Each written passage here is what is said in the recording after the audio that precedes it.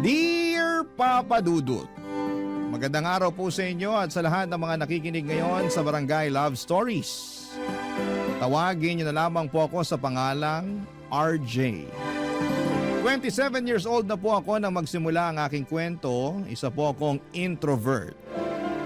Mahiyain na po ako mula pagkabata, kaya naman kahit consistent honor student naman po ako ay halos hindi pa rin ako napapansin ng nanay ko. Mas napapansin niya sina kuya at yung bunso kong kapatid na parehong sporty at achiever din sa eskwelahan. Gusto ni nanay na maging accountant ako, pero dahil mahiyain ako ay hindi kaagad ako nakahanap ng trabaho.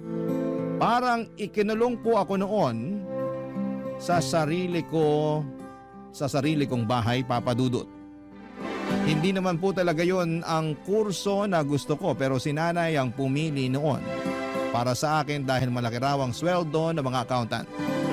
Akala ko naman ay sosuportahan niya ako, pero mula na mag-aral ako ay kinailangan ko pang mag-part-time job para may ipanggastos ako sa kolehiyo. Madalas din akong rumakit noon hanggang sa pinasok ko ang freelancing kahit na estudyante pa lamang ako. Dahil doon, Papa Dudut, ay nagkaroon ako ng allowance at nagkaroon ako ng sapat na panggastos. Hindi na ako umasa pa sa sustento ni tatay dahil si nanay din ang humahawak noon. Papa Dudut, nakatapos ako ng kolehiyo ng sariling sikap lamang. At nang mag-decide ako na ituloy ang freelancing ay hindi yun nagustuhan ni nanay dahil maliit pa ang kinikita ko noong time na yon. Samantalang si kuya ay sumasahod na ng 50,000 pesos kada buwan. At yung bunso naming kapatid ay consistent sa pagiging achiever, kaya laging napapasaya si nanay. Naging streamer po kasi yung bunso kong kapatid at malaki ang kinikita niya roon kahit nag-aaral pa lamang. Kaya naman halos hindi na ako napapansin ni nanay. Nag-aambag naman ako sa mga gastusin, pero halos hindi na rin yon napapansin dahil kadalasan ay nabayaran na ni kuya ang mga bills namin. Hanggang sa na-realize ko na parang may favoritism talaga si nanay sa aming magkakapatid, Papa Dudut.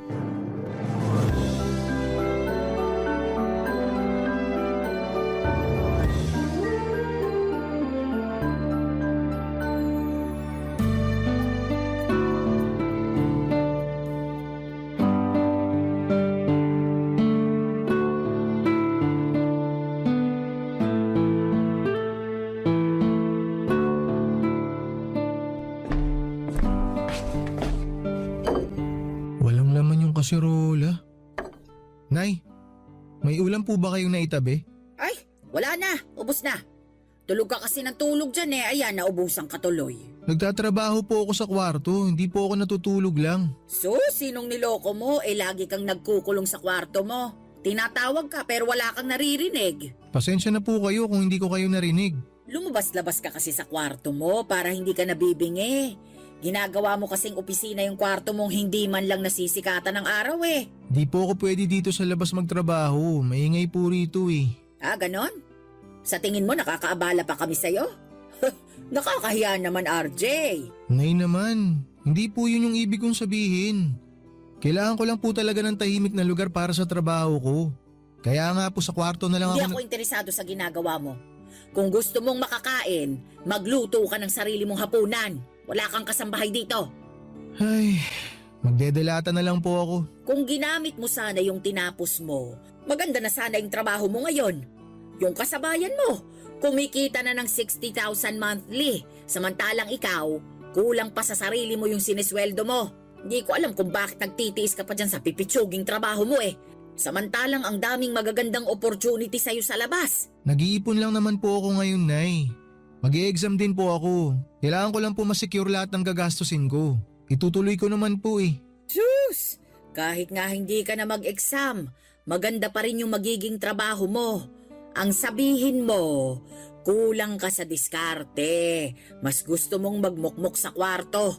Bakit hindi mo gayahin yung kuya mo? Ang laki na nang naitulong sa akin.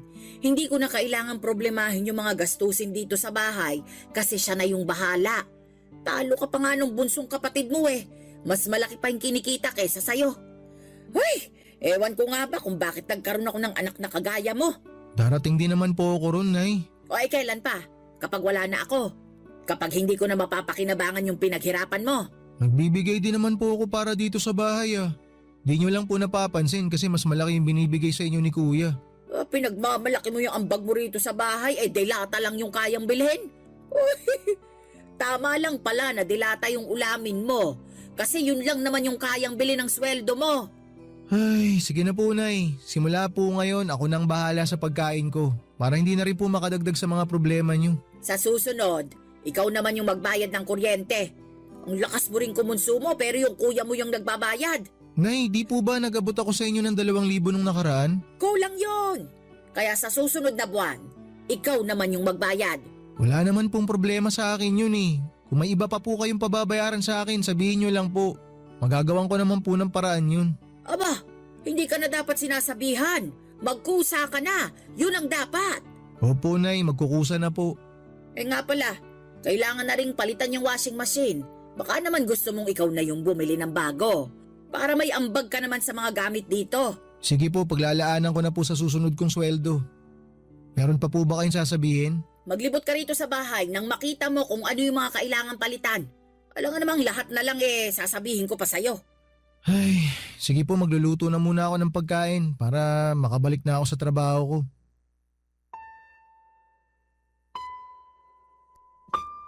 Papadudot sa kabila ng hindi patas na pagtrato ni nanay sa akin kumpara sa mga kapatid ko, ay ginagawa ko pa rin ang lahat para makatulong sa kanya.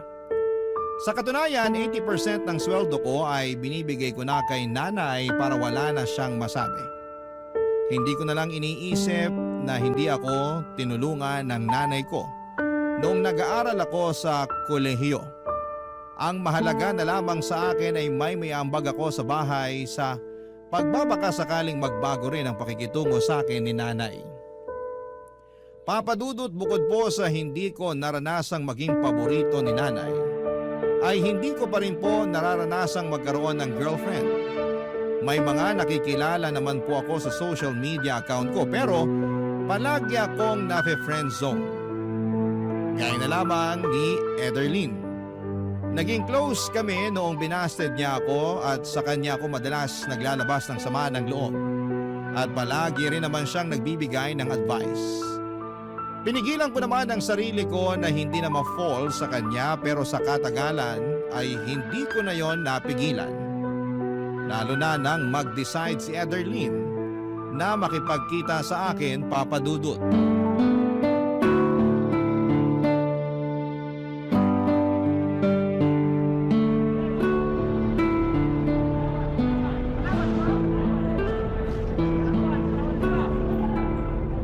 Nasaan na kaya si Ederlyn?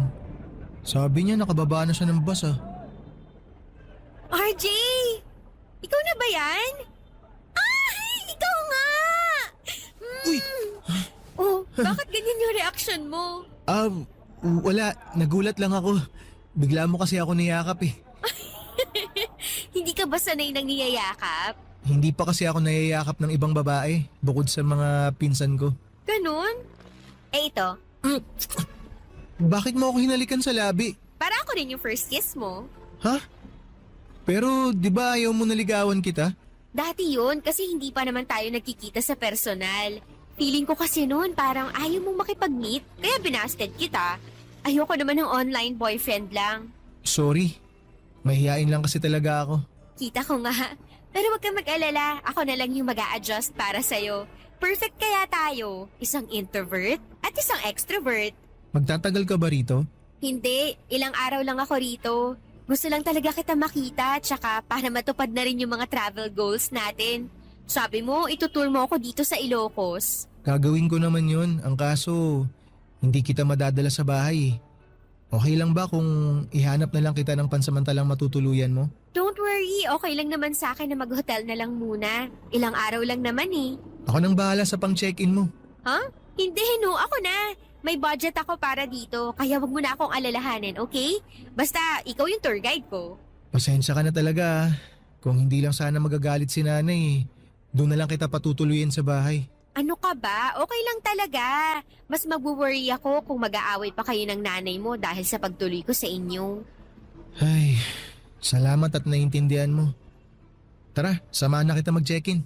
Okay, pero wag ka na muna umuwi ah. Samahan mo muna akong kumain. Siyempre naman kakain tayo. Kung gusto mo, simulan ko na ngayon yung pag-tour ko sa'yo eh. Bukas na lang. Medyo pagod pa kasi ako sa biyahe. Ang layo kasi.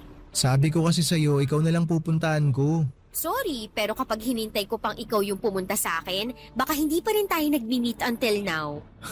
Ganun ba talaga akala mo sa akin? Honestly, oo. Paano kung sabihin ko sa'yo may nahanap na ako matutuluyan sana sa San Pedro? Eh di sorry kung na-judge kita. Pero ngayon, gusto ko lang ipaalam at linawin sa'yo na binabawi ko na yung pang-reject ko sa'yo noon. Tayo na! Ha? Tayo na? Aha. Salamat ah.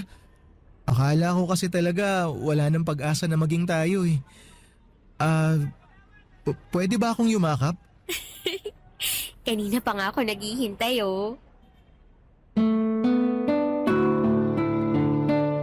Papadudot, sa totoo lang ay halos lumubog na ako sa kahihiyan tuwing naaalala ko kung paano ko hinarap si Ederlyn sa unang beses ng pagkikita namin. Hindi ko rin inaasahan na sa araw na yon pa niya ako sasagutin. Nakakahiyaman na siya pa mismo ang pumunta sa akin ay natuwa na rin ako dahil finally ay nagkita na rin kaming dalawa ng personal. Dahil bungangera ang nanay ko, gustuhin ko mang doon na lamang sa bahay magstay si Ederlyn, ay hindi ko na po ipinagpaalam pa kay nanay dahil alam kong hindi rin naman siya papayag. Sinamahan ko na lamang siya para mag-check-in sa isang hotel. Medyo may kalayuan yon sa amin pero sabi ko sa kanya, ako na lamang ang pupunta sa kanya para hindi na siya masyadong maabala. Papadudot, bukod sa vlogger at dati ring virtual assistant si Ederlyn, ay may kaya po ang pamilya niya. Parehong nasa medical field ang mga magulang niya. At yung panganay naman niyang kapatid ay kapapasa lamang sa bar exam. Hospitality management ang tinapos ni Ederlyn pero mas gusto niyang mag-vlog. Sinubukan niya lang maging virtual assistant dahil sa akin at para masabi sa parents niya na may trabaho naman siya. Pero sa kabila ng estado nila sa buhay, kahit minsan ay hindi ko nakita ng kaartihan si Ederlyn. Kaya naman mas lalo ko po siyang nagustuhan. Ang problema, akala ko ay matutuwa ang nanay ko kapag naipakilala or nagpakilala na ako ng babae sa kanya gaya ng ginawa ng kuya ko. Pero nang dalhin ko sa bahay si Ederlyn para makilala ni nanay ay pinahiya ako nito sa harapan mismo ng girlfriend ko, Papadudot. Barangay Love Stories. Barangay Love Stories. Papadudot, panay ang hingi ko ng sorry kay Ederlyn dahil sa naging pakikitungo sa kanya ni nanay. Sinabihan kasi ako ng nanay ko na hindi raw siya interesadong makilalang babaeng kasama ko dahil dagdag palamunin lang daw sa bahay. Yon ay kahit na ipinaliwanag ko sa kanya na hindi naman makikitira o makikituloy man lang sa amin si Ederlyn. Masyado ko nasaktan sa ginawang yon ni nanay at umabot na sa puntong sumama ng husto ang loob ko sa kanya. Papadudot, ng minsang bumisita sa amin, yung tita ko na kapatid ni nanay ay may naikwento ito sa akin na hindi ko inaasahan. Noong ipinagbubuntis pala ako ng nanay ko ay nagkaroon sila ni tatay ng malalang pag-aaway. Hanggang sa naisip ni nanay na ipalaglag na lamang ako dahil halos hindi na sila magkaayos noon. Pero nangako si tatay na mananatili sa tabi ni nanay hanggang sa maipanganak ako, kaya hindi yun natuloy. Naging okay ulit ang pagsasama nila hanggang sa ipagbuntis naman ni nanay ang bunso naming kapatid. Pero noong malalaki na kami ay tuluyan na silang nagkahiwalay. May iba ng partner ang tatay ko pero si nanay ay mas piniling hindi na lamang maghanap ng ibang lalaki. Sabi niya mas gusto niya raw na ituon ang atensyon niya sa mga anak niya. Pero parang nakalimutan naman niya na anak niya rin ako, Papadudot.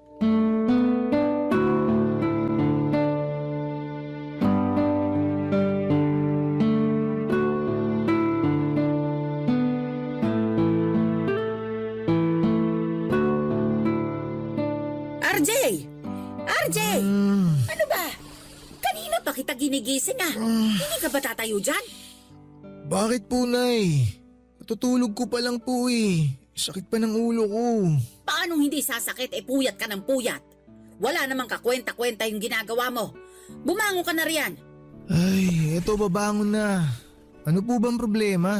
Mag-empake ka na ng mga gamit mo at ipapalinis ko tong kwarto mo. Po, bakit kailangan ko pang mag-impake? May iba nang magkakwarto dito. Ha? Saan naman po ako niyan matutulog? Wala na pong ibang kwarto dito sa bahay. Kung hindi mo kayang matulog sa sala, maghanap ka na lang ng mauupahan. Matanda ka na. Kaya mo ng sarili mo. Pero bakit naman po biglaan? Sana sinabi niyo sa akin na mas maaga na palalayasin niyo na pala ako dito para naman napaghandaan ko. Hindi naman po basta-basta na makakahanap ako ng mauupahan eh. Problema ko pa ba yun? Gawa mo ng paraan. Basta alisin mo yung mga gamit mo rito kasi may iba nang gagamit ng kwarto. Sino naman po? Kung gusto niyo, rirentahan ko na lang tong kwarto ko para... Ay, hindi pwede. Dito natitira yung mapapangasawa ng kuya mo. Pero habang hindi pa sila ikinakasal, magkahiwalay muna sila ng kwarto. Pero Nay, bakit kailangan ako yung umalis? Sino bang pinakamaliit yung ambag dito sa bahay? Di lumabas din yung totoo Anong pinagsasasabi mo? na may paborito kayong anak. Wala akong paboritong anak. Ikaw ha? Wala ka nang naitutulong sa akin kung ano-ano pang sinasabi mo. Totoo naman eh. Palagi na lang si Kuya tsaka si Bunso yung pinapaboran nyo. Porki sila yung nakakapagbigay ng malaking pera sa inyo. Pagdating sa akin, palaging mainit yung ulo nyo. Palagi na lang kayong galit. Lagi kayong nakasinghal. Parang di anak yung turing nyo sa akin. Dadramahan mo pa talaga ako. Ako yung magdedesisyon kung hanggang kailan ka lang pwedeng manatili sa bahay na to. Kaya bilisan mo na ang pagkilos dyan. Darating na mamaya yung girlfriend ng kuya mo. Mas pipiliin nyo pa talagang patirahin yung ibang tao dito kaysa sa sarili nyong anak? Grabe naman kayo, Nay. Pwede namang sinakuya yung mga upahan kung balak talaga nila magpakasal. Tsaka hindi lang naman po sa inyo tong bahay eh. Si tatay po ang nagpatayo nito kaya may karapatan akong tumira dito. Yung girlfriend ni Kuya, meron ba? Hindi naman po siya parte ng pamilya. Pues ngayon, parte na siya ng pamilya. Kaya may karapatan na siya. At ikaw, tutal naman paalamunin ka lang dito sa bahay. Mas mabuti nang magsarili ka na nang matuto ka naman. Sige po, aalis ako rito. Patirahin nyo kung sino mang gusto nyong patirahin dito sa bahay nyo. Pero hindi na ako makikihati sa mga gastusin. Tsaka hindi na ako aasa na itatrato nyo ako na parang anak nyo rin. Kasi ganyan na kayo dati pa. Hindi kayo patas sa amin. Pero magantay lang kayo. Patutunayan ko sa inyo na kaya ko pang higitan yung ginagawa ng mga paborito nyong anak. Sinasabi ko sa inyo, balang araw, Nay, kakailanganin nyo rin ako. Papadudot na dala na po ako noon ng emosyon ko kaya nasabi ko yon kay nanay. Hindi ko po kasi matanggap na mas gusto pa ni nanay na magpatira sa bahay namin nang hindi niya naman kadugo. Samantalang ako na ginagawa ang lahat para makatulong sa kanya. Kahit na matagal na niyang pinaparamdam na kinalimutan na niya ako bilang anak, ay hindi niya man lang binigyan kahit katiting na konsiderasyon. Nagmukha akong kawawa noong araw na pinalayas niya ako. Nag-offer naman sa akin yung mga pinsan ko na sa kanila muna tumira pero tumanggi ako dahil kapag nalaman yon ni nanay ay hindi niya titigilan ang pangiinsulto sa akin. Pansamantala ko na lamang na iniwan sa kanila yung mga gamit ko habang naghahanap ako ng paupahan. Nang malaman ng girlfriend kong si Ederlyn na pinalayas ako ni nanay, sinabi niya sa akin na mangupahan na lamang daw kaming dalawa para makabukod na rin siya sa parents niya at magkaroon ako ng ka-share sa renta habang nag-iipon. Hindi naman ako nagdalawang isip noon dahil paraan na rin yon para makalayo kina nanay. Ipinamigay ko na lamang yung iba kong mga gamit, kaunti lang yon dinala ko at kasama na roon yung mga gamit ko sa trabaho. Nakapagsimula ako at nagkaroon ng payapang buhay nang hindi kasama ang nanay ko, Papa Dudut.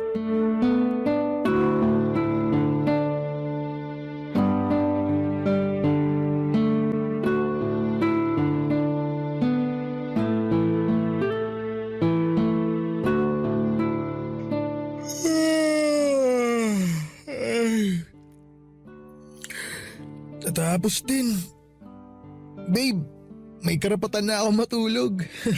Eh di congrats. Sige na, matulog ka na. Ako na lang muna mag-grocery mamaya. Ha? Hindi, sasamahan kita. Mamaya na lang ako matutulog pag uwi natin. Ayan ka na naman. Okay lang naman sa akin na ako na lang muna. Wala pa naman akong gagawin eh. Nakapag-upload na ako kanina. Mukhang mas maganda yung kitaan dyan sa ginagawa mo ha. Pwede ba ako dyan? Alam mo, buti na itanong mo yan. Matagal ko na nga sanang gustong i-offer sa'yo. Pero ayoko lang kasi na ma-feel mo na baka naliliitan ako sa sweldo mo, kaya ako yun gagawin. Ikaw talaga? Di naman ako mag-iisip ng ganun. Gusto ko nga kumita ng malaki para mas mabilis makaipon. Para kapag nagkita ulit kami ng nanay ko, wala na siyang dahilan para maliitin at insultuhin ako. Nga pala, hindi ka man lang ba kinukumusta ng mga kapatid mo? Bakit naman nila ako kukumustahin? Sa sobrang masunurin nila kay nanay, baka nakalimutan na talaga nila ako. Tsaka di rin naman ako umaasa. Kung noon nga na nasa iisang bahay lang kami, parang hindi nila ako kilala. Ngayon pa kaya na malayo na ako sa kanila. Bakit ba kasi ganun yung pamilya mo? Kung ako siguro yung makakaranas niyan, baka na-depress na ako. Buti nga matibay pa rin ako kahit papaano. College pa lang ako, ganun na si nanay sa akin eh. Si tatay naman, once in a blue moon na lang kung mangumusta. Nagbibigay lang sa akin nung nag-aaral pa ako kapag naaalala niya. Kapag nakalimutan niya, sorry na lang. Hindi naman ako makapagsabi sa kanya kasi alam ko na hawak ng bagong partner niya yung Facebook account niya. Baka pag-awayan lang nila yung pagsuporta sa akin. Kaya ba nag-part-time job ka na lang noon? Oo. At never yun na-experience ng dalawang kapatid ko kasi mahal na mahal sila ni nanay. Ay, hindi ko talaga gets yung mga nanay na hindi patas sa mga anak nila. Pare-pareho lang naman kayong dugot laman ng nanay nyo. Pero totoo pala talaga yung ganun, no? Na may mga parents na may favoritism. Ay, hayaan mo na. Mas mabuti na rin siguro na nangyari to para hindi na lumalim pa yung sama ng loob na nararamdaman ko sa nanay ko. Nakakabilib ka talaga, babe. Gusto ko naman yung part na may gusto kang patunayan sa nanay mo. Dama ko yung gigil mo ron eh. Pero nararamdaman ko rin na mahal mo pa rin siya. Hindi naman basta-basta mawawala yun. Nanay ko pa rin naman siya. Nanay mo nga siya, pero parang hirap naman siyang magpakananay sa'yo. Sabi mo nga, ginagawa mo naman lahat para makatulong sa kanya, pero hindi niya yun nakikita. Pero pagdating sa dalawa mong kapatid, may special treatment siya. Ibig sabihin ba nun, magiging nanay lang siya kapag malaki na yung naiaabot na pera? Eh di parang sinusweldohan nyo na lang siya sa pagiging nanay niya sa inyo. Ewan ko ba dun kay nanay? Masyadong mainit yung dugo niya sa akin. Iniisip ko nga, kung naging CPA kaya ako, palalayasin pa rin kaya niya ako. Ikaw lang makakasagot niyan, babe. Ikaw yung mas nakakakilala sa nanay mo eh. Hanggat maaari, ayoko nang magsalita ng masama against sa nanay mo. Kasi alam kong pinapahalagahan mo pa rin siya. Basta sa akin, palagi ka may special treatment. Hindi mo kailangan patunayan yung sarili mo sa akin kasi mas gusto kong sabay nating patunayan na hindi tayo nagkamali sa desisyon nating magsama.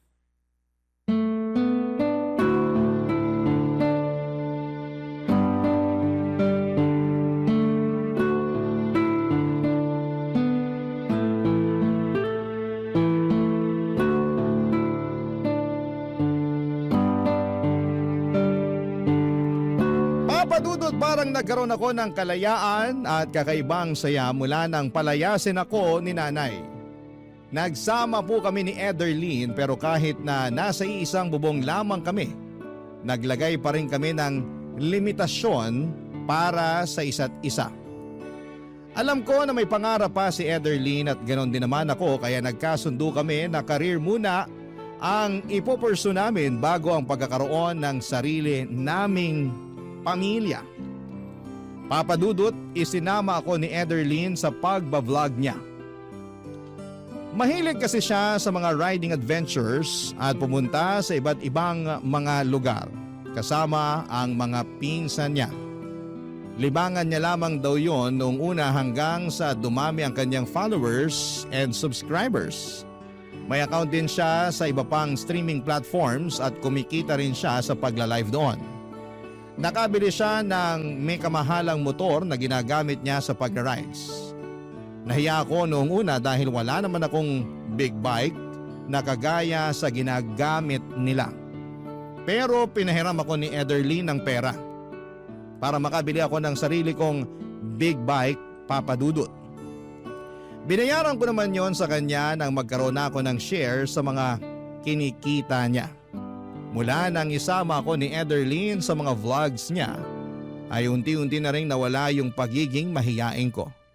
Nagagawa ko na rin mag-live at doon ko naranasang makatanggap ng mga virtual gifts na pwede palang i-convert sa cash. Dahil streamer din yung bunsong kapatid ko, nakarating kay nanay yung ginagawa ko at hindi ko inaasahan. Ang ginawa niya, Papa Dudut. Barangay Love Stories. Barangay Love Stories. Papa Dudut, nung nakakuha kami ni Ederlyn ng mga endorsement, naisipan naming magnegosyo na rin habang ipinagpapatuloy ang pagiging vlogger namin. Dahil hindi naman habang buhay yung swerte namin doon. Nagkaroon kami ng sarili naming shop ng motorcycle parts. Pero dahil hindi naman kalakihan ang kinikita namin doon ay naisipan na rin naming subukan yung custom apparel printing at hindi naman namin pinagsisihan ang naging resulta. Sinuportahan kami ng mga kasama namin sa Riders Club at ng mga naging kaibigan namin ni Ederlyn. Hindi talaga namin nakalaing magbo-boom yung business namin na yon, kaya medyo binawasan na namin ang oras sa vlogging para magkaroon pa rin kami ng sapat na pahinga.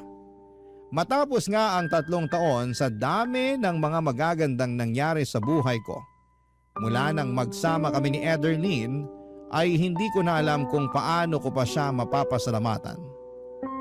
Papa Dudut, sinamahan niya ako sa mga panahong down na down ako. At wala pang maipagmamalaki. Sa mga panahong yon ay hindi niya pinaramdam sa akin na siya ang mas may pera.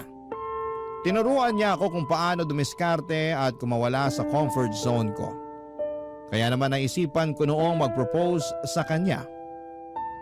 Noong time kasi na yon ay sigurado na akong siya na ang babaeng gusto kong makasama sa panghabang buhay. Tinanggap naman niya ang proposal ko, kaya matapos yon ay pinasimulan na rin namin yung dream house naming dalawa. Gusto naming mabuo muna yon bago kami magpakasal. Pero nung binisita namin yung pinapagawa naming bahay, may sumugod sa akin ng wala akong kamalay-malay, Papa Dudut.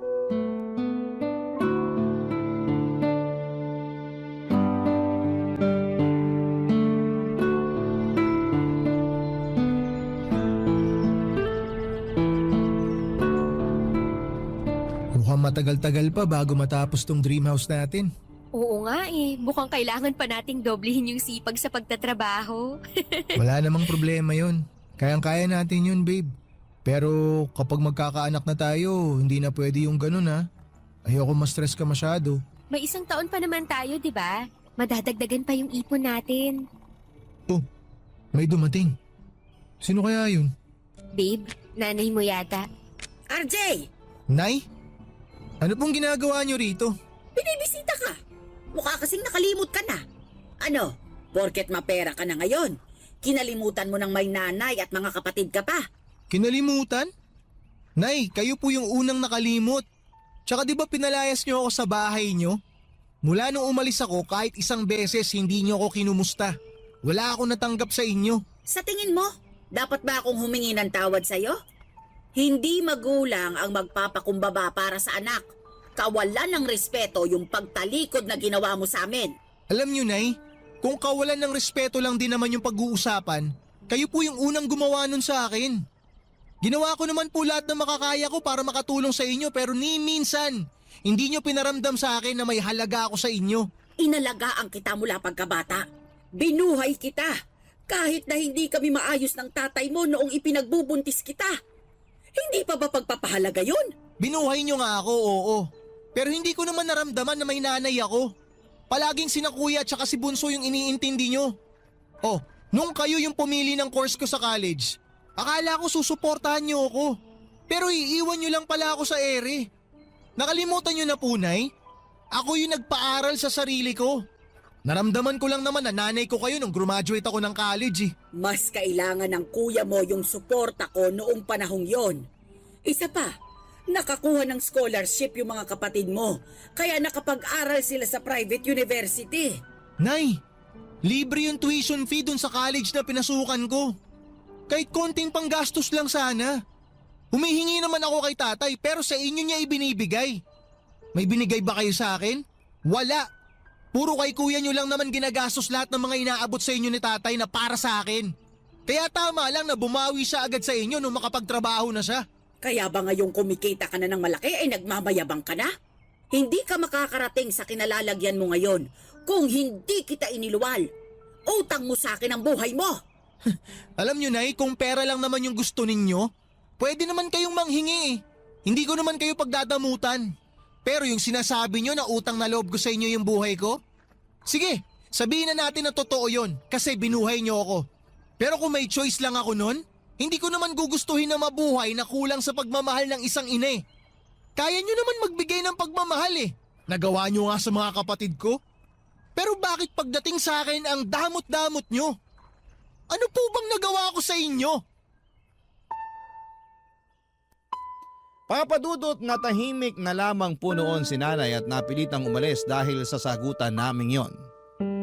Pero bago siya umalis ay sinabihan ko siya na mag-transfer na lamang ako ng pera sa bank account niya. Bukod sa nasaktan ako sa mga sinabi ng nanay ko ay nalungkot po ako sa katotohanang naalala lamang ako ng nanay ko dahil may pera na siyang mahihingi sa akin. Nagbingi-bingihan po siya sa mga saloobin ko gaya ng ginagawa niya noon. Matapos ako mag-transfer ng pera sa account ni nanay ay minessage niya ako sa Facebook at pinipilit na doon na lamang ulit tumira sa bahay.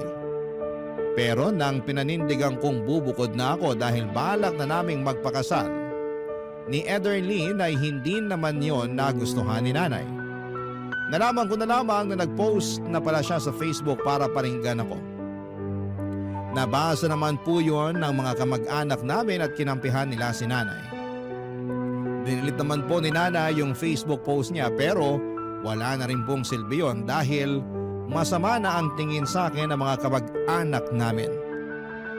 Papadudot nalaman ko na lamang na wala na pala sa bahay namin yung girlfriend ni kuya dahil pinalayas daw po ito ni tatay nang minsang bumisita siya roon. Sinabihan niya raw po si kuya na bumukod na kung balak nitong bumuo ng sariling pamilya. Wala naman pong nagawa noon si nanay kaya napilitan ng umalis doon si kuya. Yan ang mga ganap, Papadudot.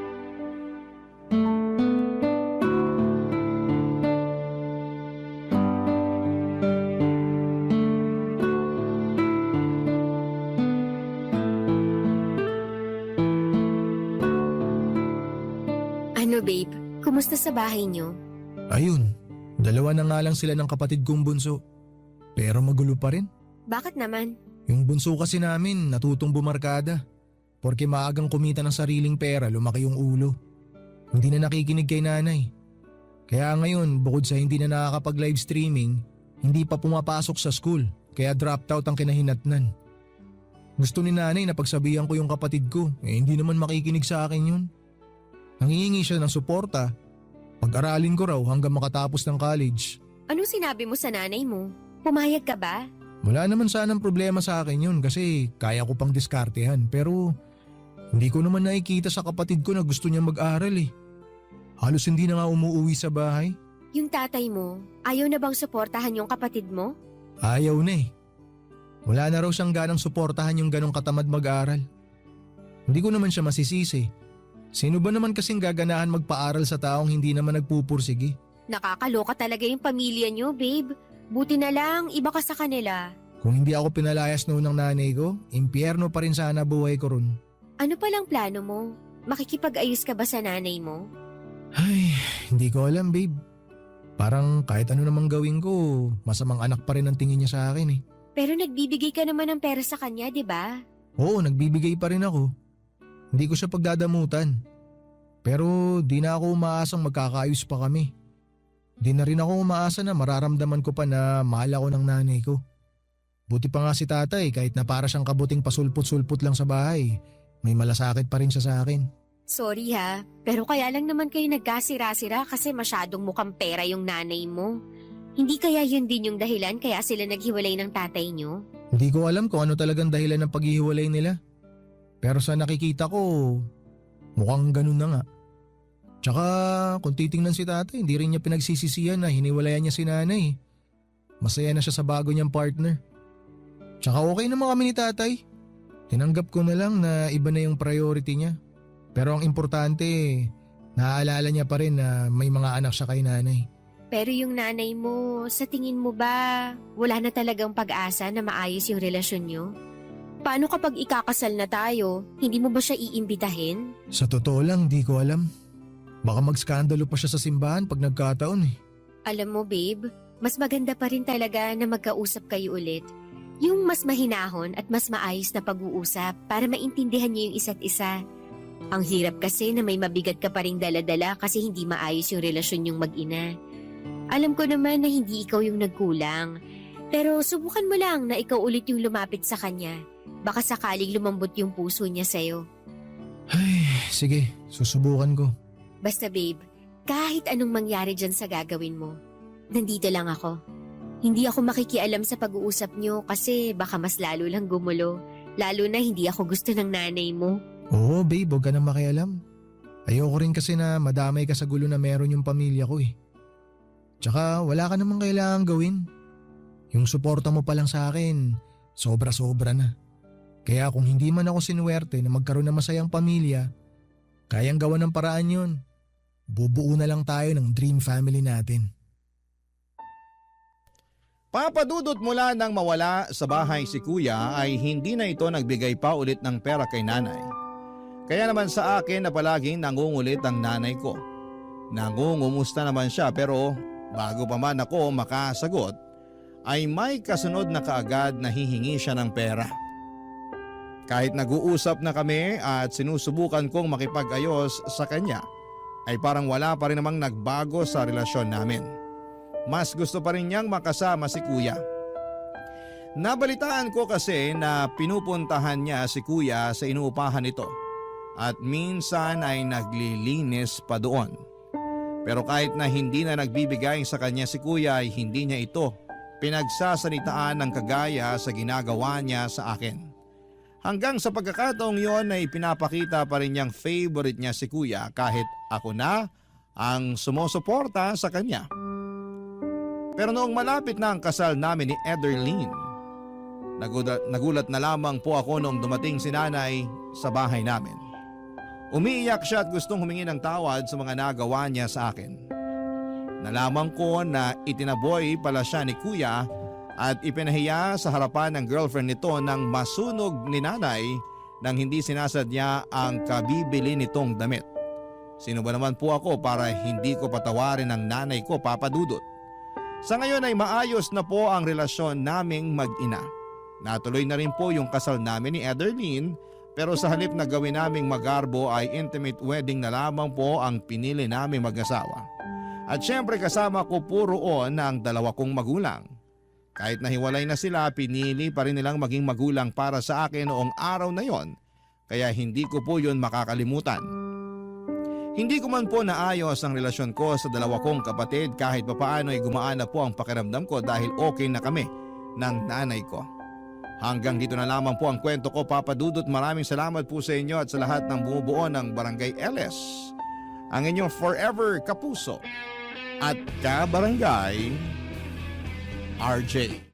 Dear Papa Dudut, ang pagiging ina ay isang bagay na hindi ko ipagpapalit sa kahit na ano pa pang bagay sa mundong ito. Dahil para sa akin ang pagiging ina ay isang pribilehyo na pinagmamalaki kong nabigyan ako ng pagkakataon na gampanan. At kahit na medyo challenging ang pagiging isang ina sa isang espesyal na bata, ay nagpapasalamat pa rin po ako sa Panginoon dahil pinagkatiwala niya sa akin yon. Ang tulad nitong anghel na dapat kong ingatan, alagaan at pagkamahalin. Pero bago ko po ipagpatuloy ang pagkukwento ay pabati muna ng isang mapagpalang katanghalian sa lahat ng mga kabarangay natin. Itago niyo na lamang po ako sa nickname ko na Zenny, taga Pasig, 33 years old at dating preschool teacher pero sa ngayon ay full-time mom sa aking 8-year-old daughter na isang awesome kid. At yung bang terminolohiya na ginagamit sa mga batang may autism. Tandang-tanda ko pa ang reaksyon ng mami ko noong nag-decide ako na mag-resign sa pagkaguro taong 2023 para tutukan ang pag-aalaga at pagiging nanay sa aking anak, Papa Dudut.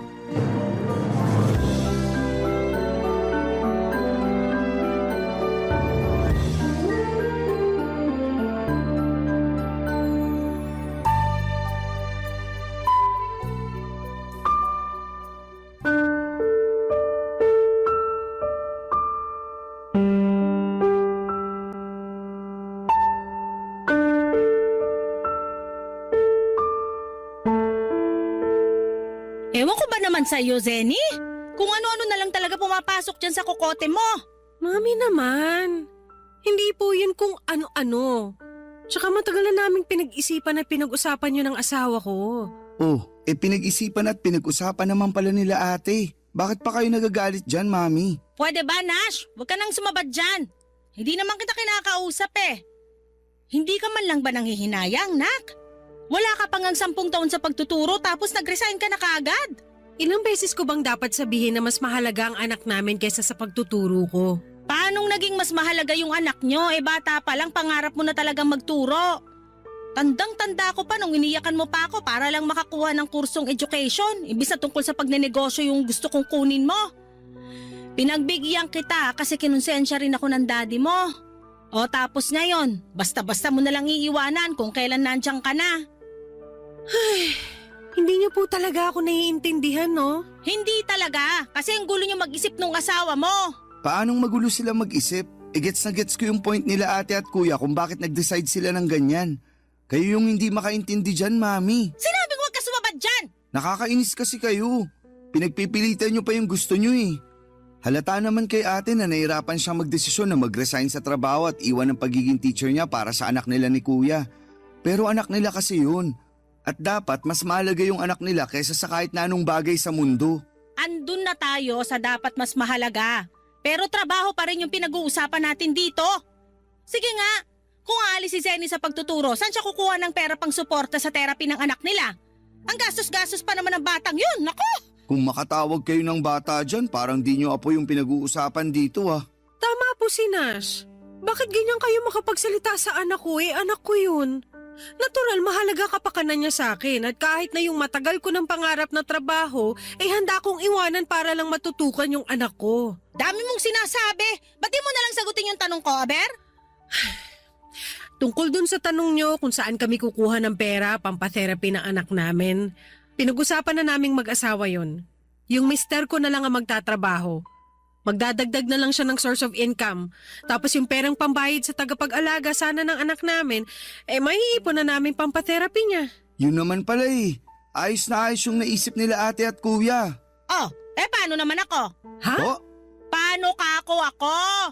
Kung mawawalan ka na ng trabaho, di sino na magbibigay ng pera sa akin? Paano na yung pambayad ng bill sa bahay na to? Paano na ako makakabili ng pagkain ko, tiba pang luho? Yan na lang ba ang tingin nyo sa akin? Wag mo naman sanang masamain, pero nagpapakatotoo lang ako. Kaya nga sana, bago kayo nagdesisyon ng ganyan, kinonsulta nyo muna ako. hayaan nyo na si ate. Kasi matagal na rin naman niya tayong sinuportahan. At kahit na nga nung nagkaanak sila ni kuya nakasuporta pa rin siya sa atin. Nakikisabat ka sa usapan pero hindi mo naiintindihan yung punto ko? Naiintindihan ko. Kaya nga sabi ko, hayaan nyo na si ate. Halayain nyo naman siya sa mga responsibilidad niya sa atin. Bakit? Sapat ba yung kinikita mo para masuportahan lahat ng pangangailangan natin dito sa bahay? Kasi kung oo, wala nang usap-usap. Ngayon pa lang makakalaya na yung ate mo sa mga responsibilidad niya sa atin. Madali naman akong kausap Papa Dudut, bata pa lamang ay pangarap ko na talagang maging isang teacher. Kaya ngayon ang kursong kinuha ko noong tumungtong ako sa kolehiyo. At sobrang saya ko noong nakapagtapos ako at nabigyan ng pagkakataon na makapagturo sa isang pampublikong paaralan. Kaya naman malaking dagok din sa akin na mag-resign at iwanan ang pagtuturo. Pero kung para sa anak ko ay wala akong hindi kayang isakripisyo, Papa Dudut. Bukod doon ay pinag-usapan na rin namin ng mister ko ang desisyon kong yon. At masaya ako dahil suportado niya ako. Katulad ko ay ayaw na rin niyang ipagkatiwala sa iba ang anak namin. Lalo na may espesyal itong pangangailangan. Tapos ay lumaki na rin po ito. Kaya nga ganoon na lamang ang pagkadismaya ko sa reaksyon at mga sinabi ng mami namin. Tungkol sa desisyon ko, lalo na at hindi naman masama ang intensyon ko kung bakit ko yun ginawa. Sa bagay, mas worried pa siya sa pera na mawawala sa kanya na mula sa akin kesa sa kapakanan ng sarili niyang apo. Buti na lamang ay to the rescue ang kapatid kong si Nash kaya hindi na lumala pa ang pagtatalo naming yon ni Mami. Hindi nga nagtagal, taong 2024 ay nakasampa na sa barko si Nash at siya na ang nagpapadala ng pera kay Mami. Laking pasalamat ko talaga kasi pakiramdam ko ay nakaalis na ako sa pagiging breadwinner ng pamilya namin, lalo na nga at meron na rin akong sariling pamilya na dapat natutukan. Pero dahil sa mga nangyari, ilang buwan din kaming hindi nag-usap ni Mami. Hanggang sa isang araw ay nagulat na lamang ako nang tumawag siya sa akin, Papa Dudut.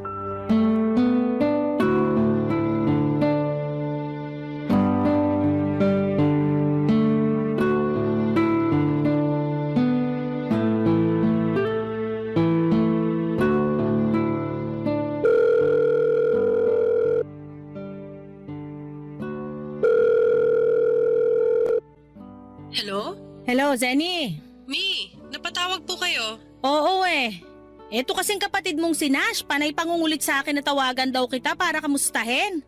Ayoko nga sana, kasi di ba nagkasamaan tayo ng loob nun? Wala naman po sa akin yun eh. Buti pa sa'yo, wala na yon. Pero kilala mo naman ako. Kahit anak kita, hindi ako ganun kadaling lumimot ng kasalanan. Ano pong kasalanan? Meron po ba akong kasalanan sa inyo? Meron! Ano nga po yun? Basta. Ayoko ng pag-usapan kasi baka madagdagan lang Hindi nga yun ang dahilan ba't ako napatawag, di ba? Sa tono nyo parang napipilitan lang kayo na tawagan ako ha. Medyo. Pero kasi mapilit tong kapatid mo. Gustong gusto na tawagan kita para kumustahin. Nakikita ko naman sa Facebook yung nangyayari sa buhay nyo. Kaya alam kong ayos lang kayo. Hindi naman po lahat ng nakikita natin sa Facebook totoo. Ibig sabihin, hindi totoo na masaya kayo dun sa picture nyo nung nag-mall tayo nung isang araw? Masaya po kami doon. Ang ibig kong sabihin. Dami-dami yung pinuntahan ng magandang lugar tapos kumain pa kayo sa mamahaling restaurant. Paano mo nagagawang kumain ng ganon samantalang yung nanay mo ay di mo makamusta? Noon na lang naman po kami nag-mall Tsaka hindi nyo ba nakita yung nauna kong upload ng picture? Na nasa ospital kami nung na-dengue ang anak namin? Parang natatandaan ko, sinend ko pa yun sa inyo sa messenger. Pero hindi nyo man lang sinin. Ha? Sinend mo ba? Opo. Hindi ko nakita Siguro sira messenger ko nun. Kaya pala hindi nyo man lang kinumusta yung apo nyo. Hindi ko nga nakita. Sigurado naman ako nakukumustahin ko yung anak nyo pag nakita ko yun Ikaw talaga. Masyado mo akong kinukonsensya. Ako nga po kinukonsensya nyo dun sa kinain namin sa mall. May pasabi-sabi pa kayo na buti nalunok ko yung mga pagkain ng hindi man lang kayo naiisip kumustahin. Totoo naman Mi, kung magsusumbatan lang po tayo, mabuti pa wag na tayo mag-usap. Nai-stress lang po ako Aba, sa akin ka pa talaga na stress? Hindi ko naman po sinabi sa inyo ako nai-stress. Ganun na rin yon ako lang naman ang kausap mo. Natural sa akin ka may stress. Hindi ko lang mapigilan. Akala ko kasi gagaan loob ko nung tumawag kayo. Kasi sa wakas nagkausap na po ulit tayo. Ay, sana talaga hindi na lang kita tinawagan. Kulit kasi ng kapatid mo. Laging tinatanong kung nag-uusap na raw ba tayo? Wala naman tayong kailangan pag-usapan. Pero alam mo, buti pa yung si Nash. Ang laki-laki ng perang binibigay sa akin ngayon na nakapagtrabaho na siya sa barko. Mas malaki pa dun sa inaabot mo nung nagtatrabaho ka pa. Dapat pala, imbis na nag-teacher ka, nagtrabaho ka na lang sa barko kahit taga-ayos ng mga kwarto ba tawag doon. Basta, alaki kasi na sweldo. Masaya naman po ako sa pagiging teacher ko. Tsaka hindi rin naman maliit yung inaabot ko sa inyo noon. Nagkataon lang na mas malaki yung naibibigay ng kapatid ko. Oo, kaya pasalamat ka sa kapatid mo. Kasi inako na niya yung responsibilidad na dapat ikaw ang gumagawa para sa pamilya natin. Nagpapasalamat po ako kay Nash pero grabe naman kayo. Anong grabe dun sa sinabi ko? Na kinukumpara niyo ako sa kanya. Tsaka sinusumbat niyo na naman sa akin yung pagre-resign ko sa trabaho. Tapos lumalabas na hindi kayo marunong magpasalamat sa mga natulong ko noon sa pamilya natin nung nakakapag-abot pa ako sa inyo. Eh kung iisipin, parang wala akong natatandaan na nag-thank you kayo sa akin. Puro na lang kayo reklamo kasi kulang o maliit yung perang na ibibigay ko. Nagsasabi lang ako ng totoo. Alangan namang sabihin kung sapat na yung kulang talaga. Sige nga, isipin mo yon. Hirap sa'yo, masyado kang balat sibuyas. Ibababa ko na po yung tawag. Ha? Eh nag-usap pa nga tayo rito. Umiiyak po kasi yung anak ko. Pupuntahan ko lang. Bye po, Mami. Ay! Tingnan mo tong babaeng to. Napakabastos!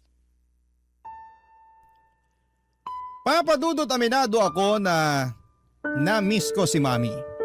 Pero kasi siya yung klase ng tao na mataas ang pride. Kaya nga laking gulat ko na tumawag siya sa akin pero nadismaya ako ng kaunti nung nalaman kong sinabihan pala siya ni Nash na kumustahin ako. Ibig sabihin ay hindi niya yon kusang loob na ginawa. Tapos ay hindi ko pa nagustuhan ang patutsyada niya at pagkukumpara sa aming magkapatid. Mahal ko po ang mami namin pero bata pa lamang kami ay meron na talaga siyang kakaibang ugali. Yun yung pagiging bida-bida niya at gusto laging magmukhang iyayamanin kahit na hindi naman talaga kami mayaman. Kaya nga hindi katakataka na palagi silang nag-aaway ni Daddy dahil sa ugali niyang yon. Noong graduate ako ay saka naman namatay ang tatay namin dahil sa isang aksidente. Kaya sa akin naatang ang pagiging isang breadwinner. Ako rin ang nagpaaral sa kapatid kong si Nash dahil naubos lang ni Mami ang ipon nila ni Daddy sa kakasugal ng mga panahong yon. Papadudot. Barangay Love Stories. Barangay Love Stories. Papadudot, bukod sa ugaling yun ni Mami na nabanggit ko ay may pagkaprangka rin siya na tipong wala na sa lugar kung magsalita.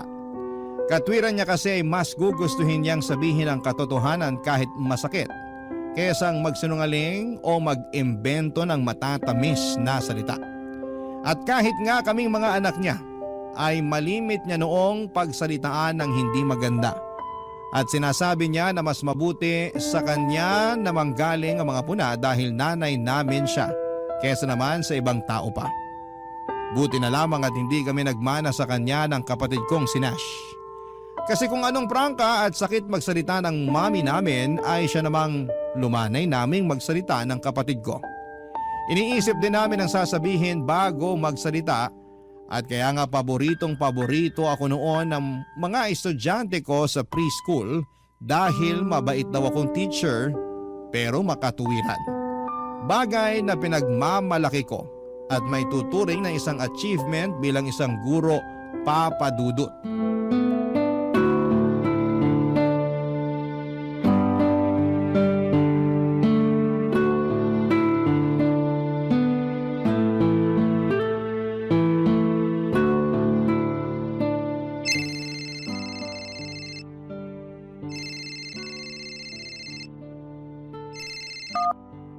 Hello, Nash? Hello, Ate Senny. Napatawag ka. May problema ka ba dyan sa barko? Nako, wala naman. Namimiss ko lang kayo ng pamangkin ko. Ito talagang kapatid ko, oh. Bakit? Hindi nyo ba ako na-miss? Grabe, na-hurt naman ako doon. Siyempre, na-miss ka namin. Kaso kakatulog lang ng pamangkin mo. Bukang bibig ka pa naman nun last time. Gusto ko raw maka-video call. Eh hindi naman kita matawagan kasi baka busy ka dyan. Oo, medyo busy lang talaga nitong nakaraang araw. Kaya sayang naman kasi di kami nagkausap. Pero sa susunod, tatawag ako madalas para matsyempohan ko siya nang maka-video call na kami. Salamat kasi hindi mo kami nakakalimutan kahit na malayo tayo sa isa't isa. Lalong-lalo na yung anak ko. Oo naman. Tsaka imposible na makalimutan ko kayo, no? Excited na nga ako magbakasyon dyan para makita kayo. Ako rin. Mabilis lang naman ang mga araw. Siguradong hindi na lang natin mamamalayan bakasyon mo na. Kaya nga, ngayon pa lang nag-iisip na ako ng pupuntahan natin pag nakapagbakasyon ako. Kaso napipressure ako kay Mami. Ha? Bakit? Ang daming lugar na gustong puntahan. Gusto pang mga ibang bansa. Kasi raw yung mga kumare niya nadadala ng mga anak nila doon. Okay lang naman sana pero nagsisimula pa lang naman ako mag-ipon. Tsaka malaki rin yung perang pinapadala ko sa kanya buwan-buwan. Si Mami talaga? Kinonsensya pa ako na bakit daw hindi natin siya magawang spoil. Tapos kinumpara pa ako sa anak ng mga kumare niya. Nalungkot talaga ako nun at nawala sa mood makipag-usap sa kanya. Gusto pa nga akong kausapin at iritan ng kung ano-ano. Kaya nagdahilan na lang ako na dinadayariya. Naaalala ko ganyan din siya sa akin nung tinawagan niya ako para mangumusta. Yan ba yung sinabi kong tawagan ka niya? Oo. Natuwa naman ako kasi tumawag siya pero nung sinumbat na niya sa akin na hindi naman daw niya gagawin kung hindi dahil sa'yo nalungkot at nainis na ako. Naku, pasensya ka na ate. Wala yun. Alam ko naman na concerned ka lang sa amin ni Mami at gusto mo na magkausap kami. Wala namang problema sa akin yun kasi nanay natin siya. Sabi ko nga sa kanya, kinalimutan ko na yung nangyari sa amin nung bago ka palang sumampa sa barko. Kaso mukhang siya yung hindi pa nakakalimot. Ang bihira na talaga yung nanay natin. Minsan, napapaisip ako kung sino ba sa ating tatlo ang mas matanda. Ha? Bakit naman? Kasi siya nga yung matanda. Pero kung umasal parang bata. Tapos sobrang maldita pa. Huy, nanay pa rin natin yun. Alam ko naman. Pero hindi lang ako natuwa sa mga sinabi niya sa'yo. Kabilin-bilinan ko pa naman kumustahin ka. Para sana magkaayos na kayo. Pero parang nadagdagan lang sama ng loob mo sa kanya. Hindi ko na nga lang masyadong iniisip. Para hindi ako makapagtanim ng galit. Siyempre nanay pa rin natin yun. Tsaka masama na magtanim ng galit sa sariling magulang. Pero tama ka rin naman sa mga sinabi mo tungkol sa kanya kanina. Daig niya pa yung bata kung umasta. Ay, kailan kaya magbabago si Mami? Yan din nga ang tanong ko. Kasi tayo lang din magkapatid ang nakakapagtyaga sa ugali niya. Oo nga Ngayon ko mas naiintindihan kung bakit madalas silang mag-away noon ni Daddy. Lagi niyang sinasabi na pala away daw si Daddy. Pero siya rin naman pala ang punot dulo. Tama. Ang hirap pakasamahan ni Mami sa totoo lang. Pero nakakaawa rin naman kasi siya na lang yung nag-iisa nating magulang. Basta ako ngayon na nanay na rin ako, pinapangako ko sa anak ko na hindi ko gagayahin si Mami. Hindi ko siya pagsasalitaan ng masasakit, kahit na pagiging prangka lang ang tawag niya dun. Hindi ko rin siya ikukumpara sa iba. At palagi kong pupurihin lahat ng mga mabubuti at magagandang bagay na ginagawa niya. Ipagmamalaki ko siya sa ibang tao at ipaparamdam ko sa kanya na mahal ko siya. Yun ang gusto kong kamulatan ng anak ko. Yung lumaki siya sa pagmamahal at hindi sa pangiinsulto. Papadudot, alam naman namin ng kapatid kong si Nash na walang perpektong magulang. At napatawad na namin si Mami sa nagawa niya noong nalulung siya sa sugal dahilan para maubos ang pera na ipon nila ni Daddy. At kahit na paulit-ulit niya akong pinakikitaan ng hindi maganda ay lagi ko pa ring iniisip na ina namin siya ng kapatid ko. At nanggaling kami sa kanya at sa katunayan ay mas lalo kong naiintindihan ang pagiging magulang niya noong naging magulang na rin ako. Kaya nga lungkot lang isipin na kahit pala sa kapatid ko ay hindi pa rin nagbabago ang ugali ni Mami. At mas lumala pa ngayon habang tumatagal. Ewan, hindi naman namin siya pinapabayaan. Ini-spoil namin siya sa abot ng makakaya namin pero kung makapagsalita siya. Kung tratuhin niya kami ay parang kulang na kulang pa rin yung ginagawa namin para sa kanya. Nagpatuloy ang mga araw at sinabi sa akin ni Nash na bibisita raw si Mami sa bahay namin. Request niya para makipagbati sa akin. Hinayaan ko na lamang dahil nakikita kong nag-e-effort ang kapatid ko na magkabati na kami. Hindi nagtagal ay nangyari ngayon nung isang araw ay dumalaw siya sa amin. Sa totoo lang ay mabibilang sa mga daliri kong ilang beses pa lamang siyang pumunta sa aming bahay. Hindi raw kasi niya gustong magstay sa amin kasi mainit at maliit, lalo na noong wala pa kaming napapa-install na aircon. Pero hindi naman sobrang liit ng bahay. Sa katunayan ay meron yung 3 kwarto, sala, 2 CR at kusina. Kaya hindi ko alam kung saan napupulot ni Mami yung salitang maliit na para bang may kasamang pang-iinsulto, papadudot.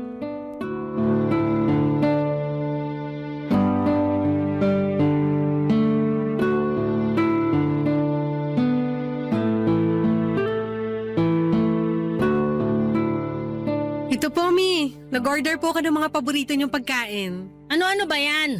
May kare-kare po, tapos lechon paksiw, sinigang na bangus, tsaka fried chicken. Ang dami naman. Ano ba ako rito? Bibigtiin na? Hindi naman po sa ganun, pero syempre, naalala ko lang kayo at yung mga paborito niyong pagkain. Kaso di ko naman to mauubos lahat. Saka bakit ka ba order ng order? Po? Sabi ko, bakit ka order ng order? Sana nagluto ka na lang, nakatipid ka pa. Hindi na po ako nakapagluto. Kasi busy po ako sa pag-aasikaso sa anak ko. Bakit? Naglilikot na naman ba yung bata? Opo. Kaya binabantayan ko. Hindi ka na talaga natahimik dyan sa batang yan. Napakapasaway. Nasasanay naman na po ako sa anak ko tsaka hindi naman siya laging pasaway. Meron lang po talagang oras na malikot siya. Meron lang daw oras.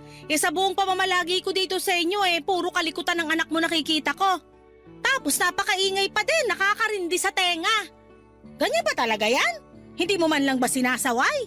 Sinasaway ko, pero hindi po yung klase ng saway na pinagagalitan o pinagbabawalan siya. At bakit hindi ganon? Kasi nga po... Kasi magtatampo, sasama ang loob. Alam mo, manang-mana talaga sa'yo yung anak mo. Masyadong balat sibuyas. Mami naman! O bakit? Hindi po balat sibuyas ang anak ko. Kung sakali naman na mag-react siya ng ganon, hindi po niya yung kontrolado. Sa bagay, medyo maluwag pala tornilyo niyang anak mo. Ano pang sinabi niyo? Ang sabi ko, maluwag ang tornilyo niyang anak mo. Ano ba yan? Maglinis ka nga ng tenga mo, Zenny. Malinis po ang tenga ko, Mami. Kung may marumi man dito ay yung bunganga niyo. Anong sinabi mo? Napakabastos mo naman sa akin. Kayo po yung una ng bastos. Una, nagrereklamo kayo sa mga pagkaing in-order ko. Masasarap naman yan. Tsaka mga paborito niyo pa. Tapos bigla-bigla niyo na lang sinabihan na maluwag ang tornilyo ng anak ko? Alam niyo namang may kondisyon siya. Oh, yun na nga yun. Maluwag ang tornilyo. May tamang tawag po ron. At hindi yung pagiging maluwag ang tornilyo. Sus! Ang dami niyong pauso. Nung unang panahon kung hindi sinto-sinto, maluwag ang tornilyo ang tawag dyan? Wala na po tayo sa sinaunang panahon. Baka nakakalimutan yung 2024 na ngayon. Hindi ko nakakalimutan kung anong taon na ngayon, no? Akala mo sa akin nag-uulyanin na? Hoy, para sa kalaman mo, 61 years old pa lang ako. Hirap sa'yo, nasabihan ka lang ng totoo, nagagalit ka na agad. Ganyan na ba mga kabataan ngayon? Asartalo? Pikon? Hindi po ako pikon. At hindi tayo nag-aasaran dito. Tsaka winelcome ko kayo ng maayos dito sa bahay namin. Tapos ganyan lang isusukli nyo sa akin. Hindi ko naman talaga gustong pumunta dito sa bahay nyo, no? Yung kapatid mong siyang mapilit. Nananahimik ako dun sa bahay tapos gustong-gustong bumisita ako rito. Aba, tinakot pa ako na hindi magpapadala ngayong buwan kundi raw ako pupunta dito sa inyo? Naiintindihan ko po kung bakit gustong-gusto ni Nash na pumunta kayo rito sa bahay. Siyempre, para makapag-bonding tayo. Kaya nga pinaghandaan ko talaga yung pagdating nyo. Hindi lang ako nakapagluto. Pero nag-effort akong umorder ng mga paborito niyong pagkain na hindi niyo man lang na-appreciate. Kayo po ba naiintindihan niyo yung intensyon ng kapatid ko? Kung bakit niya ginagawa sa atin to? Hirap sa inyo masyado kayong ma-pride. Nawala na sa lugar anak niyo naman ako. Hindi po ako ibang tao para ganyan ninyo. Kahit naman sa ibang tao, ganito ako Saka matagal na mataas ang pride ko. Mas mataas pa sa bubungan ng bahay nyo. Sinabi niyo pa. Aba talaga namang sinangayunan mo pa nga? Kaysa namang kontrahin ko, di ba? Tsaka kakasabi ko lang na masyado kayong ma-pride na wala na sa lugar. Sana talaga din na lang ako pumayag na pumunta sa bahay nyo. Sana nga po, hindi na lang kayo pumunta rito kung hindi nyo rin pala magagawang iwan sa bahay. Yung ugali nyong yan. Nakakalungkot. Kasi akala ko po makakapag-bonding na tayo. Papadudot noong nalaman kong bibisita si Mami sa bahay namin ay na-excite ako at masaya ako na ibinalita yon sa mister ko. At kahit pati siya ay natuwa na pupunta ang Mami sa bahay. Nagtanong nga siya sa akin kung magluluto ba ako ng espesyal lalo na yung mga paboritong potahe ng nanay ko. Pero ang sabi ko ay plano ko na umorder na lamang sa labas dahil matrabaho yon at walang titingin sa anak namin. Hindi naman ako kinontra ng mister ko lalo na rin at hindi rin naman niya ako matutulungang mag-alaga sa anak namin. Kasi nga may pasok siya sa trabaho ng araw na yon. Pero sinigurado ko naman na umorder ako ng mga pagkain na paborito ni Mami mula sa paboritong restaurant niya. Kaya nga nung hindi niya na-appreciate yung ginawa ko, ay gano'n na lamang ang lungkot ko, Papa Dudut. Pinalalabas niya na wala akong talent sa pagluluto kaya bumili na lamang ako sa labas. Tapos, ininsulto niya pa ang anak ko. Bagay na nagpapanting sa tenga ko. Ang sakit-sakit noon para sa akin at mas nadagdagan lang ang sama ng loob ko sa sarili kong ina. Barangay Love Stories. Barangay Love Stories. Papadudot sa kabila ng lahat ay pilit kong sinantabi ang mga hinanakit at sama ng loob ko sa mami ko. Dahil may mas importante akong bagay na dapat pagtuunan ng pansin. At yun nga ang anak namin ng mister ko. Sa totoo lang ay hindi madali ang magkaroon ng anak na espesyal ang kondisyon. Walang araw na hindi nagiging extra challenge lalo na kapag sinusumpong siya. Pero sa kabila ng lahat ay sobrang saya ko kasi nagagampanan ko ng maayos at mabuti ang pagiging nanay sa anak namin. Doon ko nga mas lalong na-appreciate, Papa Dudut, ang sarili ko at ang iba pang nanay dyan. Lalo na yung katulad kong merong anak na may autism. At buti na lamang kahit na wala akong masyadong suporta at tulong na nakukuha mula sa aking sariling ina ay nandyan naman ang kapatid kong si Nash para mangumusta at umalalay sa amin sa pamilya ko.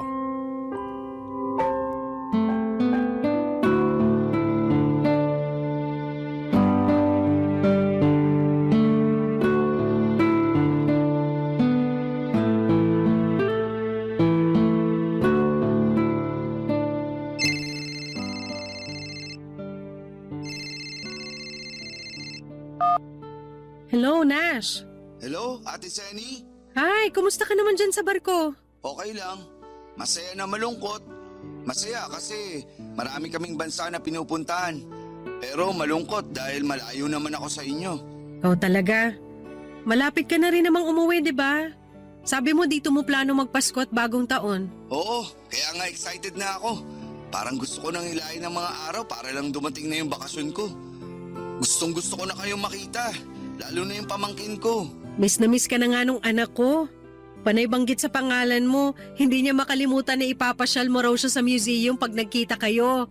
Alam mo naman yung batang yun nahihilig sa history at geography. Kaya nga naisip ko siya agad nung nakapunta na ako sa mga bansa na palagi naming pinag-uusapan na gusto niyang puntahan paglaki niya.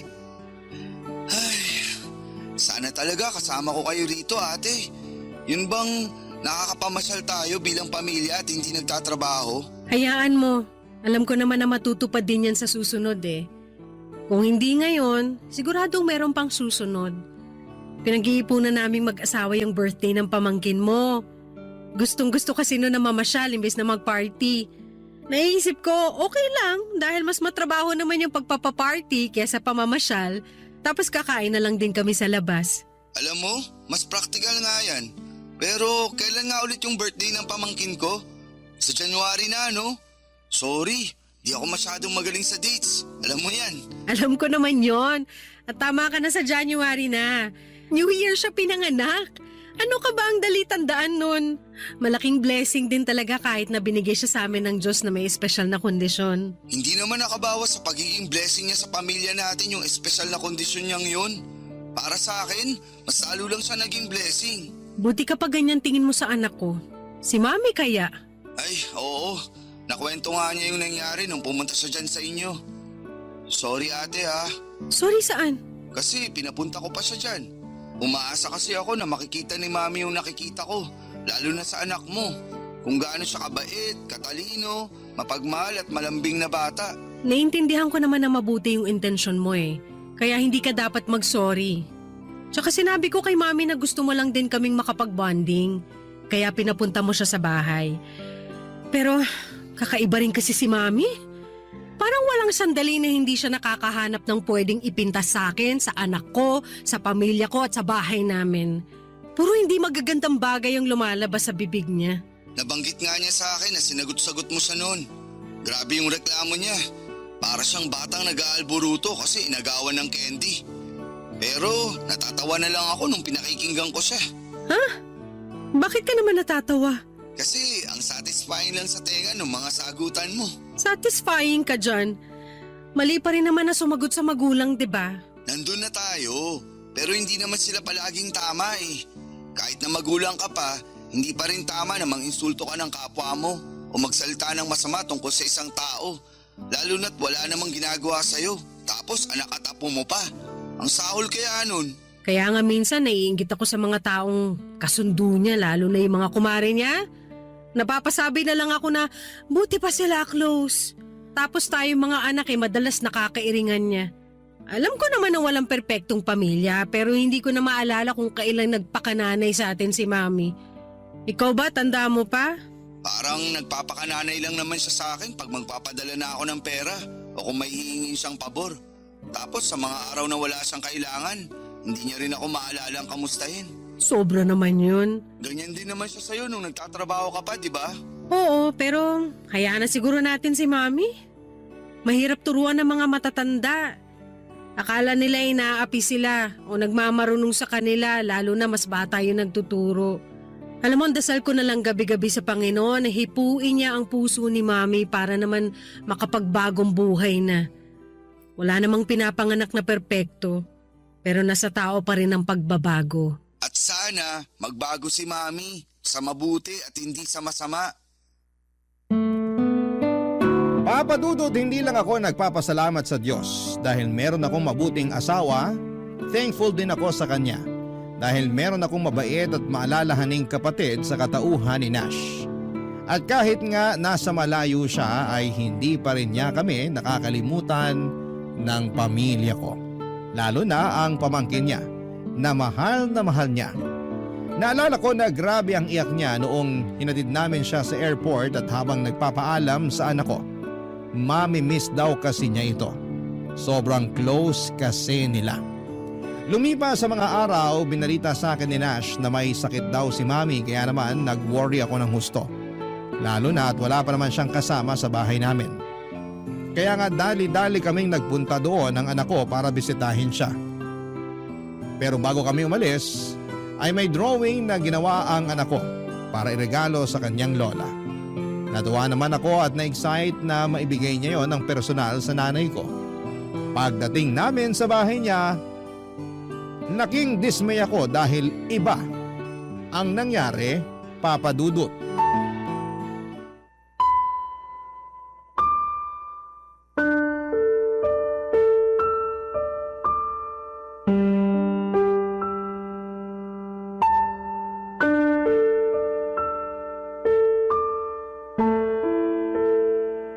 Sobra na po kayo sa anak ko, Mi. Ano bang ginawa ko sa anak mo? Para sa kaalaman mo, hindi ko siya pinalo o pinagmalupitan kaya umiyak yun, no?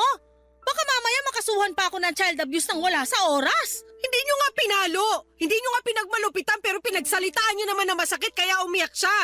Ha? Ano ba sinabi ko? Sinabi ko lang naman yung totoo. Kasalanan ko ba kung nasaktan siya? Di ko naman kontrolado mararamdaman nung anak mong balat sibuyas. Hindi nyo nga kontrolado pero sana naisip nyo man lang. Ang tawag doon konsiderasyon. Hey, alam ko tawag doon, no? Tingin mo sa akin, Bobo? Siguro nga ganyan talaga kayo. Ay, anak ng tinapa! Ikaw pa lang ang anak na tinawag na Bobo ang sarili mong ina. Napakasama na ugali mo. Kung ako masama na ang ugali dahil lang sa bagay na yan, kumusta naman kaya kayo? Ha? Ano pinagsasabi mo dyan? Sa dami ng mga masasamang sinabi nyo sa akin, kay Nash, sa asawa ko, sa bahay namin at ngayon naman sa anak ko, malamang na nasa inyo na ang korona ng pagkakaroon ng matabil na dila. Kung makapagsalita kayo, wala na kayo sa lugar. Akala nyo kung sino kayong perpekto? Alam ko na hindi ako perpekto, no? Saka kailan pa naging wala sa lugar ang pagsasabi ng totoo? Hirap sa inyo, masyado kayong maramdamin. Para kayong hindi nag-mature, masyadong matampuhin. Anong matampuhin? Anong hindi nag-mature? Baka kayo ang hindi nag-mature. Sa tanda kong to, hindi pa pala ako mature? Opo, kasi kung mature kayo mag-isip, hindi nyo pagsasalitaan ng masama yung anak ko. Hindi nyo sasabihin na pangit yung drawing niya, na mabuti pang itapon na lang kaysa ibigay sa inyo. Kasasabi ko lang na ginawa niya yung para iregalo sa inyo. Ano bang magagawa ko? Kung pangit talaga. Saka ayoko nga nun, no? Regalo ka dyan eh, hindi ko naman birthday. Anong gagawin ko doon? Kalat lang yun sa kwarto ko. Hindi talaga kayo marunong maka-appreciate ng mga bagay na binibigay o ginagawa sa inyo. Bakit mo ba ako sinisigawan? May sakit na nga yung tao. Kasi sumasobra na kayo! Napakawalang konsiderasyon nyo! Tapos kapag pinagsasabihan kayo o sinasaway, lagi nyong dinadahilan na nagsasabi lang kayo ng totoo. Para sa kaalaman nyo, hindi sa lahat ng oras ay kailangan sabihin ng totoo. Kung makakapanakit lang kayo ng ibang tao, lalo na sa katulad ng anak ko. Bata pa yung sinabihan nyo ng masakit na salita. Anak ko! Apo nyo pa! Kahit sinong bata, may espesyal na kondisyon o wala, hindi deserve na pagsalitaan ng masakit ng lola nila. Bakit naman hindi? Nung araw ganyan naman magsalita ang mga matatanda sa amin, tapos di naman kami nasasaktan. Hindi ako naniniwalang hindi kayo nasasaktan. Aba, sinasabi mo ba na sinungaling ako? Opo, kasi kung hindi kayo nasasaktan, edi hindi rin kayo magre-react sa mga pagsagot-sagot ko sa inyo. Kaso nasasaktan din kayo, kaya nagagalit kayo ng ganyan. Alam mo naman pala na nagagalit ako, tapos sinasagot-sagot mo pa ako. Alam ko na masamang sumagot sa magulang. Pero sana alam nyo rin ang limitasyon nyo bilang magulang. Hindi nyo pwedeng gamitin sa lahat ng oras na nanay namin kayo ni Nash. O mas matanda kayo sa amin. Para idahilan na alam nyo na ang lahat. Kaya nasabi ko na parang kayo ang hindi nag-mature sa amin kasi ganyan pa rin ang pag-uugali nyo. Bakit kaya hindi nyo subukang magbago ng pag-uugali? Para naman magkasundo-sundo na tayo. Kung iisipin nyo kasi, hindi lang kami ng kapatid ko yung palagi nyong kairingan at tinuturing na kaaway. Pati na rin yung mga iba natin mga kamag-anak. Kung tutuusin, mas kasundo nyo pa yung mga kumare nyo. Mabuti sana kung nalalapitan nyo sila sa oras ng kagipitan. Eto nga nagkasakit kayo, walang dumalaw sa inyo rito sa bahay ni isa. Kami na nga lang ng anak ko ang pumunta. Tapos ganyan nyo pa kami tratuhin. Sobra naman po yata yun. Sobra naman po kayo. Papa Dudut, hindi na nakaimik si Mommy sa mga sinabi kong yon at nakita ko na lamang na napabuntong hininga siya. Tapos ay sunod-sunod na yung ubo niya, kaya nag-worry naman ako. Inasikaso ko siya, bagay na hindi na niya tinanggihan. Totoo naman lahat ng mga sinabi ko tungkol sa mga kumari niya na wala man lang pumunta sa bahay para kumustahin siya. Buti na lang talaga at binalita sa akin ni Nash ang kondisyon ni Mommy at napuntahan agad namin siya. Pinagluto ko rin ang Mommy ng lugaw at pinakain. Tapos ay pinainom ko siya ng gamot at maya-maya lang ay nakatulog na siya. Nanood na lamang kami ng TV ng anak ko sa sala hanggang sa makatulog siya at pagkatapos ay naglinis na ako ng bahay namin. Habang ginagawa ko yon, ay nakokonsensya ako sa mga sinabi ko sa mami ko pero may bahagi ako sa aking isipan na nagsasabi na tama lang din na prinangka ko siya para ma-realize niya na sumosobra na siya. Kami lang ba ng kapatid kong si Nash ang may nanay na katulad ng nanay ko? Mahal pa rin namin siya, Papa Dudut, pero sana'y magbago na siya. At tama ang kapatid ko na magbago siya sa mabuti at hindi sa masama dahil marami pa kaming pangarap sa buhay na gusto naming kasama siya. Sa kasalukuyan ay hindi na ganong kamaldita si Mommy. Feeling ko ay tinablan siya sa mga sinabi ko sa kanya noong may sakit siya at nakita niya ang importansya ng pamilya na siyang nandyan at maasahan sa oras ng kagipitan. Kasabay noon ay hindi pa rin ako humihinto sa pagdarasal na sana'y tuluyan na kaming magkasundo dahil hindi pa naman huli ang lahat. Hanggang dito na lamang po ang sulat ko, Papa Dudut. Maraming salamat po sakaling mapili po ninyong i-ere sa inyong programa. God bless and more power sa Barangay Love Stories. Number 1 po kayo sa puso namin. Ang inyong forever kapuso at kabarangay, Zenny.